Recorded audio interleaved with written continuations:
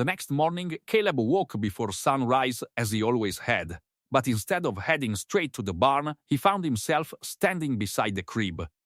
The baby was awake. Bright blue eyes stared back at him, followed by a tiny yawn. "Good morning, little guy," Caleb said with a nervous smile.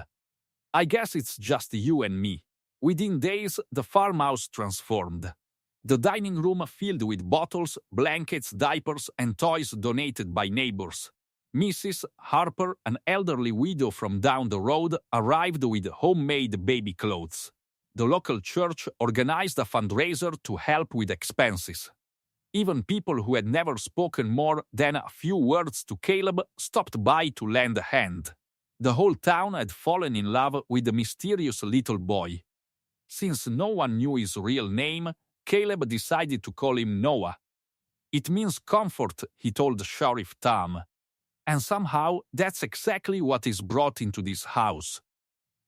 The sheriff smiled. "I think Emily would have liked that." Caleb nodded quietly. "So do I." Months turned into a year.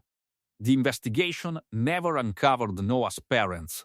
After every legal requirement had been met and no relatives could be found, Caleb officially adopted him. The day the paperwork was finalized, Caleb drove home in silence. When he walked through the front door, he knelt in front of the little boy. "You're home for good now." Noah laughed and wrapped his tiny arms around Caleb's neck. It was the first time anyone had called Caleb Dad. The word was small and unclear, Dada, but to Caleb, it sounded louder than thunder. The years passed quickly. Noah grew into a curious, kind-hearted boy who loved helping around the farm. At 6 years old, he insisted on feeding the chickens every morning. At 8, he could already drive the old tractor across an empty field while Caleb watched carefully from the passenger seat. At 10, everyone in town knew him. Teachers praised his kindness. Neighbors admired his manners. Caleb couldn't have been prouder. Still, one mystery remained unsolved. Who had left Noah in that cornfield? Every birthday, Caleb unfolded the faded note and read the same 7 words. "Please love him. I can't keep him safe." He had stored it in a small wooden box along with the blue blanket and a photograph of the basket. He wasn't searching for answers anymore. But he could never throw those things away. They were the only connection Noah had to the beginning of his life. Then, one rainy October evening, everything changed. Caleb heard Scout barking furiously outside. Not his usual bark. This one was sharp. Urgent, Caleb grabbed a flashlight and stepped onto the porch. "Who's there?" No answer. The rain poured harder. He swept the flashlight across the yard. Nothing, just swaying trees and muddy ground. Then he noticed something sitting on the porch. A small cardboard box. It hadn't been there 5 minutes earlier. Caleb carried it inside. There was no address, no postage, only one handwritten word.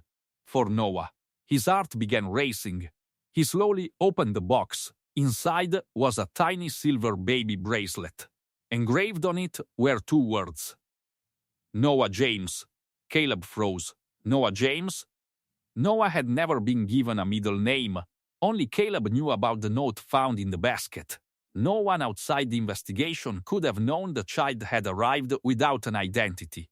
Beneath the bracelet lay another folded piece of paper. Caleb unfolded it with trembling hands. It read, "He's closer to the truth than you think. Keep him safe. Nothing more. No signature. No explanation." The sheriff examined the box the next morning. No fingerprints, no security camera caught anyone. It's like they vanished into thin air. Caleb looked toward the cornfields beyond the house. "I don't think they're trying to hurt him." Tom frowned.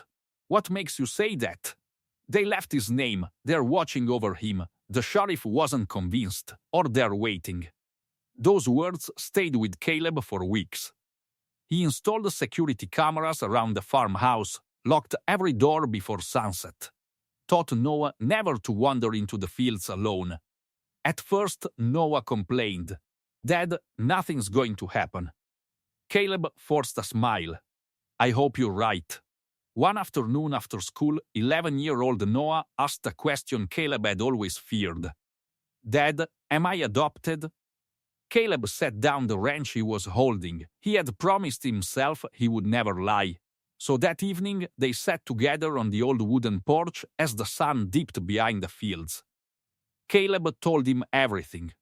About the basket, the blanket, the note, finding him among the corn. Noah listened without interrupting. When Caleb finished, there was a long silence. Finally, Noah asked softly, "So, my real parents didn't want me?" Caleb's eyes filled with tears. "No, I believe someone loved you enough to make the hardest decision of their life. They believed this farm was the safest place they could leave you." Noah looked toward the endless rows of corn.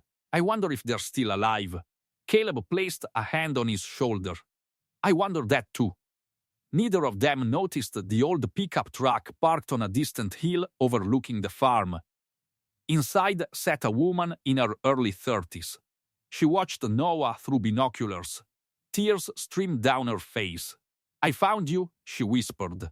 "But I still can't come home." Just then, her phone rang. She looked at the screen, and all the color drained from her face. A single text message appeared: "If you contact the boy, he dies." She immediately started the truck and disappeared down the empty country road. Miles away, someone else was watching too. Someone who had no intention of letting the past stay buried.